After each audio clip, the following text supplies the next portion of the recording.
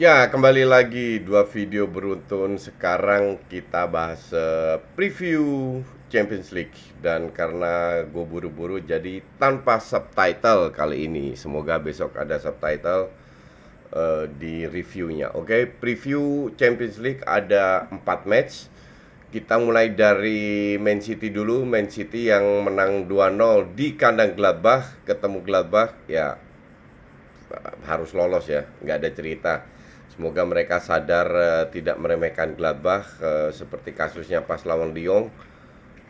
Dengan 2-0 jangan terlalu ofensif, jangan menempatkan terlalu banyak pemain di depan bola sehingga counter attack bisa diantisipasi, karena Gladbach ini juga giant killer ya, menyingkirkan Inter di groups dan sempat seri lawan Real Madrid, bahkan unggul terus di balap sama Real Madrid. Ini bukan tim kecil. Memang di ranking di Jerman mereka tidak terlalu mentereng, akan tetapi mereka giant killer yang seringkali mempersulit Man City. Man City kalau gue bilang sih, kalau mereka bermain normal mungkin nggak menang besar, bahkan mungkin seri. Tapi ya feeling gue sih Man City lolos. Yang seru ini Real Madrid lawan Atalanta. Ada plus minus poinnya. Mereka unggul di Atalanta 1-0, tapi Atalanta adalah tim yang bermain terbuka. Apakah itu plus? Itu big plus point untuk Madrid. Kita tahu Madrid bisa bermain kalau mereka lagi unggul, mereka melakukan ball possession-nya itu keren banget, bisa memanfaatkan ruang. Dalam arti Atalanta ini harus keluar. Jadi space yang mereka inginkan itu mereka dapatkan. Karena pada saat mereka bermain lawan tim yang bertahan, which is mayoritas di La Liga seperti itu, kesulitan, seringkali kehilangan poin. Bahkan kemarin itu di menit 88, kalau nggak salah 8 menit-menit akhir lah, mereka Benzema baru bisa cetak gol kemenangan. Disinilah keuntungan dari Madrid. Tapi Atalanta ini juga bukan tim kemarin sore ya. Atalanta satu-satunya tim yang bermain dengan strategi berbeda. Mereka apa ya? Mereka sangat solid dari sisi membangun serangan. Yang jadi masalah adalah Ilicic ini jarang dimainin. Kalau gue bilang dia harus dia selalu masuk sebagai subs. Justru gue bilang tahun lalu Atalanta membahayakan karena Ilicic dan Papu Gomez ke Sevilla, tinggal Ilicic. Malah Pessina yang dipercayai dan Zapata pasti. Zapata ini kan juga angin-anginan. Kalau lagi bagus banget, tapi kalau lagi bapuk nggak kelihatan. Walaupun dia, untuk gue Zapata bukan real striker, tapi lebih modern striker karena dia berada di mana-mana. Dia bekerja keras, cover bolanya bagus. Hanya ini mereka butuh ekstra nilai tambah untuk bisa cetak gol ke gawang Madrid. Ekstranya itu bukan dalam bentuk 1, 2, 3 pemain yang bagus, tapi ekstranya itu dalam bentuk semua pemain harus kompak, harus mendapatkan performa mereka. Kalau ada 2, 3 pemain nggak perform, repot untuk bisa menang lawan Madrid. Pasti mereka mendapatkan peluang, tergantung efektivitas. Jadi gue lihat dua strategi yang sangat berbeda.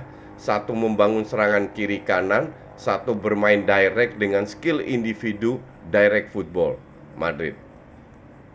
Siapa yang menang? I don't know. Cuman kalau gue bilang sih, kalau Madrid ngelepas ini sih bener-bener parah. Ini akan menjadi, kalau Madrid nggak lolos, ini kan menjadi menurut gue ya pukulan mental untuk Madrid. Karena mereka di La Liga sudah rank 3. Dan kalau ini kelepas juga, memang bisa fokus ke La Liga. Tapi ini benar-benar pukulan mental karena mereka sudah unggul ya. Hanya kembali lagi ini sepak bola, kita lihat Juve lawan Porto, semua orang bilang, oh ya, Juve main di kandang 2-1 gampang. Dan bener 2-1, dapat kartu merah pula, tetap nggak lolos. Nah, inilah indahnya sepak bola, tidak bisa diprediksi. Oke? Tapi seharusnya sih Madrid lolos. Cuman you never know. Kita ke besok, ada 2 match lagi. Munchen Lazio. Di Lazio unggul 4-1. Di kandang ya bisa 4-1 lagi. Kalau lawannya mungkin parkir bis, mungkin Lazio bisa memberikan perlawanan ya, tapi gue sih nggak ngelihat itu. Kalau gue jadi pelatihnya Lazio, apa yang gue lakukan? Gue akan menurunkan cadangan. Whatever skornya, Lazio harus nguber Champions League. Target mereka Champions League di Serie A. Jadi kalau skornya di Lazio 0-0, mungkin masih bisa ada peluang, tapi 4-1 terus Munchen main di kandang, ya udah forget it. Barca saja dilibas 2 kali 4-1. Oke. Chelsea ini yang seru. Gue selalu bilang Chelsea kemarin menang dan layak menang, tapi tidak dari sisi permainan. Enggak, dari sisi permainan agak unggul, tapi mereka ketemu Atletico Madrid yang lagi jelek banget. Ini yang gue selalu kritik dari Simeone. Lu nggak perlu selalu main bertahan sampai kebobolan baru nyerang. Dan terjadi kebobolan di menit 70-an, 73 kalau nggak salah. Dan terjadi itu, habis itu mereka yang nyerang, tapi nyerangnya itu nggak banget. Padahal gue dan beberapa teman-teman gue setuju bahwa ATM ini kalau bisa bermain terbuka, menyerang, itu dari sisi strategi Chelsea kalah. Serius. Kalau ATM lagi on fire, itu Chelsea kalah. Nah, keuntungannya di mana? Chelsea nggak bakalan parkir bis, nggak bakalan bertahan, karena mereka nggak bisa bertahan, dan bahaya juga untuk bertahan. 1-0 is nothing, semua orang tahu. Artinya Chelsea akan menyerang.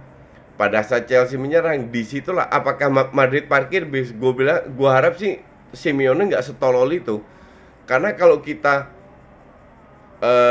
bandingkan head to head, pada saat mereka berdua menyerang, Madrid ini lebih komplit, lebih kompak. Chelsea yang jadi masalah dibuat Tuchel, oke nggak pernah kalah, berapa kali menang, tapi cetak cuma 13 gol. Dan kalian jangan lupa, 5 match terakhir di Champions League 3 kali seri. Jadi Chelsea ini memang seret dengan gol. Sampai kemarin dirubah ke 4-2-3-1. Gue bilang, dengan kualitas yang mereka miliki, lebih cocok main 4-2-3-1 asal Mount disingkirkan. Mount ini nggak cocok dengan Werner, dengan Ziyech, dengan Havertz, dengan pemain yang punya visi yang dia itu lebih pemain pakai otot, banyak dribbling, shooting.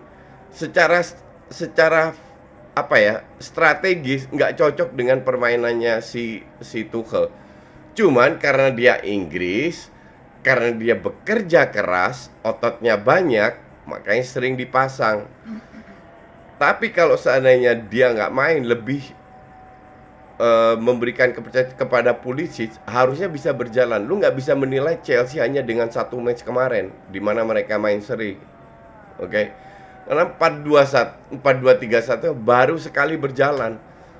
3-4-3-nya pun juga lawan Wolves match pertama top, keren. Habis itu drop sampai sekarang dirubah. Kalau naik terus ngapain dirubah? Sesimpel itu kan. Dan itu udah 2 bulan lalu setelah Wolves, setelah 3 match di bawah Tuchel, gue udah bilang ini Chelsea menurun permainannya, nggak impresif sama sekali, tidak sesuai dengan kapasitas pemainnya. Dan itu harus setelah berapa kali sih baru dirubah sama Tuchel. Gue bilang telat, tapi ya sudahlah. Anyway, dirubah. Yang gue bilang 4-2-3-1 itu lebih cocok dengan kapasitasnya Chelsea, dimana pemain kreatif akan lebih mendapatkan space, dimana lu nggak butuh pemain DM kayak Kovacic yang suka dribbling, yang menghambat serangan, dimana wingbacknya nggak terlalu harus overlapping, karena Reece James, Aspi itu bukan benar-benar kuat dari sisi menyerang.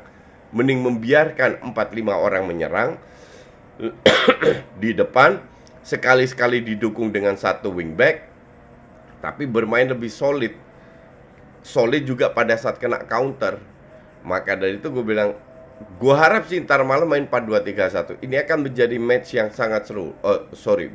Besok ya, menjadi match sangat seru. Kita melihat dua strategi yang berbeda, di mana Atletico harus menunjukkan. Tapi Atletico ini kan bleek juga, 13 poin unggul dari Barca dan Madrid.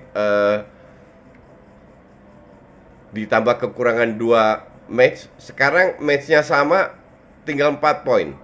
Jadi masalah mental, bisa nggak Madrid bangkit lagi? Biasanya Madrid away kan nggak terlalu bagus, tapi sekarang nggak ada penonton. Jadi ini diuntungkan, Real Madrid diuntungkan lah.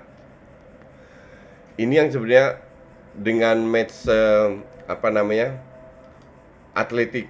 Real Madrid dan Atalanta, ditambah besok Chelsea Atletico Madrid, ini 2 match yang gue bilang bisa terjadi kejutan, dan gue harap gue sebagai penonton netral disuguhi sebuah pertandingan yang saling menyerang dan strategi bagus, enak untuk dinikmati, bikin reviewnya juga jauh lebih enak.